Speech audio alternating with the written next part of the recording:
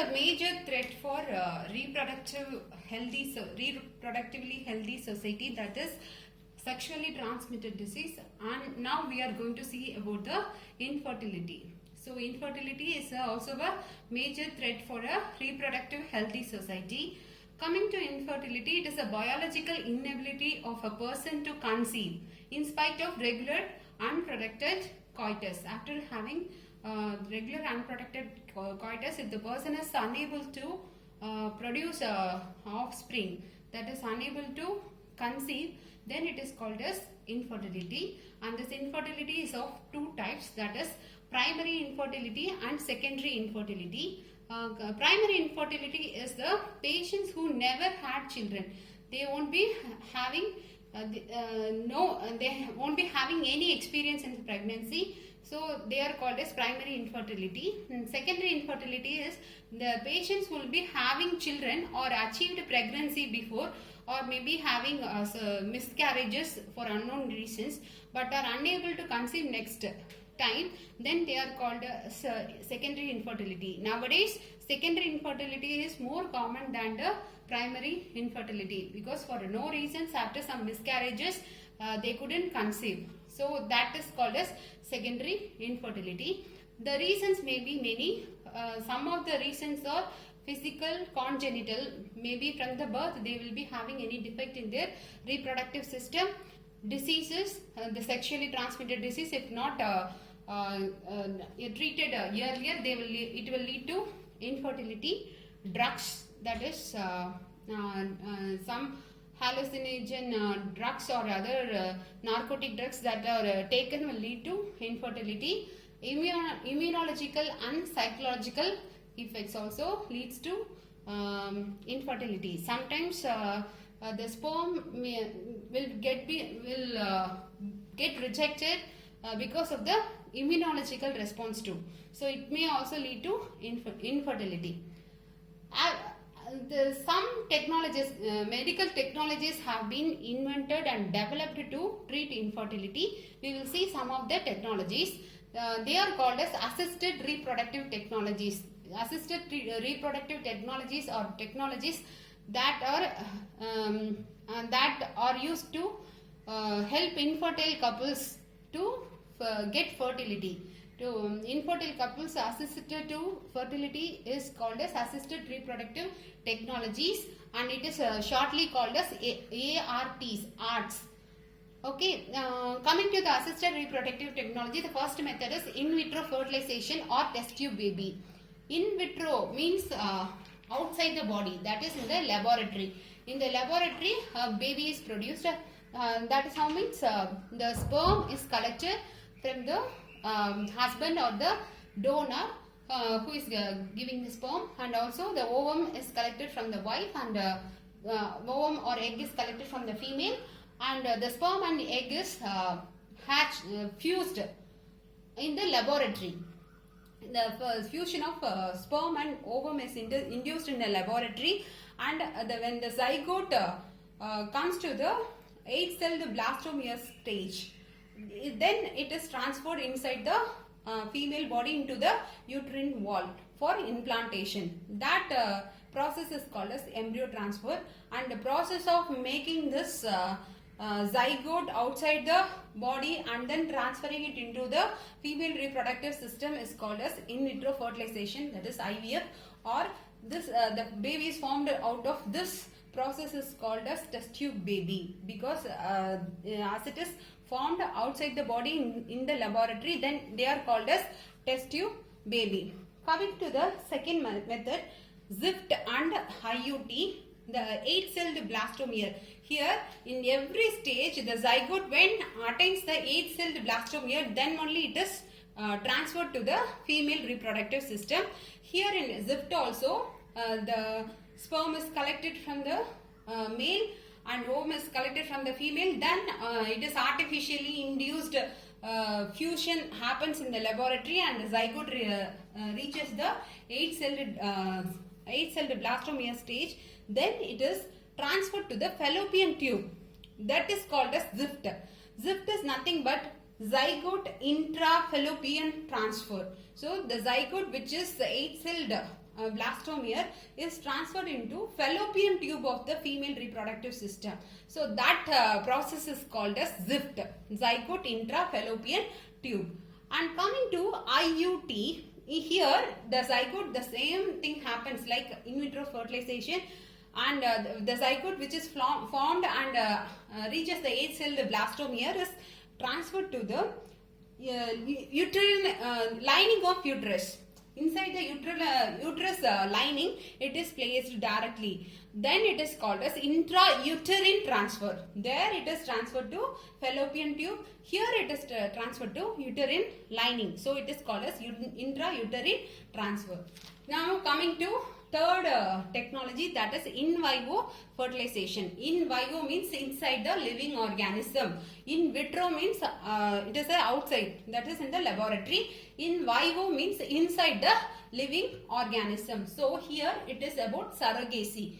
Here when a female is found to be incapable of conceiving, that is if the uterine wall doesn't support the implantation of the zygote, or the ovum is not present, then a suitable female other than the wife is selected, and then zygote formed is inserted inside the other female body, that is the surrogate's body, and allowed to fertilize and develop into embryo. Then after 9 or 10 months, that surrogate mother will give birth, and the offspring will be given to the real parents. That is called as in vivo fertilization. It is all about surrogacy. And the fourth method is gamete intrafallopian transfer. It is also called as GIFT. Here, the ovum collected from one female is transferred to another who cannot produce ova but can provide a suitable environment for fertilization. So, if a female who cannot produce egg, but other than that all the other things is capable for fertilization, then only the ova alone is collected from another female and passed on to this female. Then it is allowed for fertilization. That is gamete intrafallopian transfer. Here only the gamete, that is the female gamete is transferred, only the ova is transferred. The fifth one is intracytoplasmic sperm injection. Intracytoplasmic sperm injection, here the single sperm is injected carefully into the ova by micro needle. The ovum present in the female reproductive tract, then a single sperm is taken and it is carefully injected inside the ova itself. So directly the fertilization takes place without any negligence. So that is intracytoplasmic sperm injection, but it is a complicated method. This is done for the persons who have sperm count which is low in number. That is oligospermic. That condition is called as oligospermic, where the sperm count is low, and also for the persons where the sperms are absent, azoospermia. Only a negligible amount of sperm will be present, 1 or 2 will be present. So that 1 or 2 sperm will be taken and injected directly into the ovum to produce zygote. So that is intracytoplasmic sperm injection. It happens in the male infertility people. So coming to the sixth one, artificial insemination. It is also called as AI. Here the semen insemination, the semen which containing sperm is collected from the male donor or the husband, and it is directly placed inside the vagina or the uterine wall of the female. Here this is done if there is any difficulty of sperm entering into the vaginal tract, that is reproductive tract, or else if there is low sperm motility. Some people have sperm count, but sperm may be immotile. It has to be motile to reach the fallopian tube and the ovum for fertilization. If it is not motile, it won't reach the fallopian tube or the ovum for fertilization. So for that, artificially the sperm is introduced inside the fallopian tube by artificial methods. That is called as artificial insemination. This happens when there is a low sperm motility. So these are all the technologies that are developed for assisting the infertile couples to have fertility. With this, our reproductive health chapter comes to an end, and also the unit 6 unit 6 reproduction is also coming to the end. Thank you, students.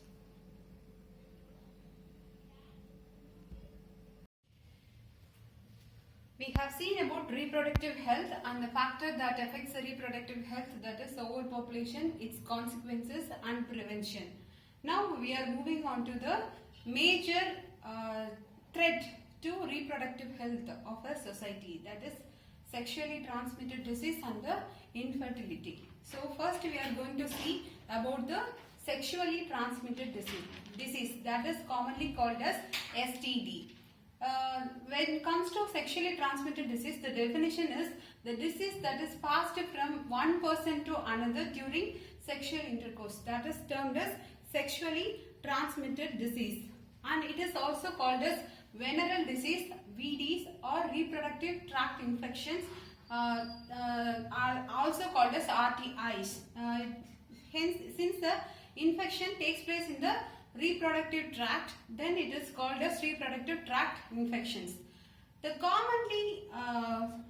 commonly seen sexually transmitted disease is genital herpes, syphilis, gonorrhea, chlamydiasis, genital warts, hepatitis B, and HIV, which eventually leads to AIDS. Here, genital herpes, syphilis, gonorrhea, chlamydiasis and genital warts are curable diseases, and they are not as deadly as hepatitis B and HIV. HIV, we all know that it is human immunodeficiency virus which attacks which is a sexually transmitted disease. That is, this virus is sexually transmitted, and this virus suppresses the immune system of the host, which makes the body too prone for other infections, and that is called as AIDS, that is acquired immunodeficiency syndrome. So the body has a weak immune system, so all the other diseases can easily attack, all the other germs can easily attack and cause disease, and commonly the AIDS patients will die because of pneumonia. As the immune system is weaker, they usually die because of pneumonia. So we will see in detail how this hepatitis B and HIV is transmitted and causes for late detection and the complication and preventions, because hepatitis B and HIV is not curable and also deadly. So coming to the transmission, it is transferred as a sexually transmitted disease, and other than that it can be also transmitted by other means, that is sharing of contaminated needles, surgical instruments, etc. See, it's because of medical negligence also, and also because of drug uses, there will be sharing of contaminated needles.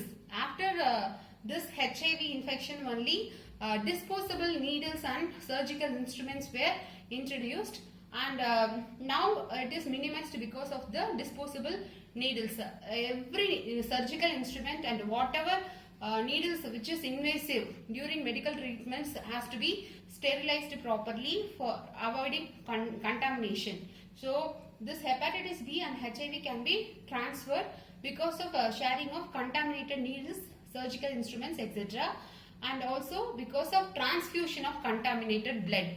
If a person containing HIV donates blood and it is transferred to another patient, without knowing, they will be getting affected by the HIV. So every time before the transfusion of blood, it has to be tested for contamination by HIV, and from infected mother to fetus. So if a mother has a HIV infection, the fetus in her womb is prone to HIV infection, that of 100%. So from mother to fetus, the HIV can be transferred. So causes of for late detection. Some sexually transmitted disease, if it is detected in the earlier stage, it can be cured very easily. But most of the time, this sexually transmitted diseases are detected in the later condition. Let me see why. There will be no early symptoms. There won't be any early symptoms. Only at the late level the symptoms can be seen. So only it is not detected and diagnosed before.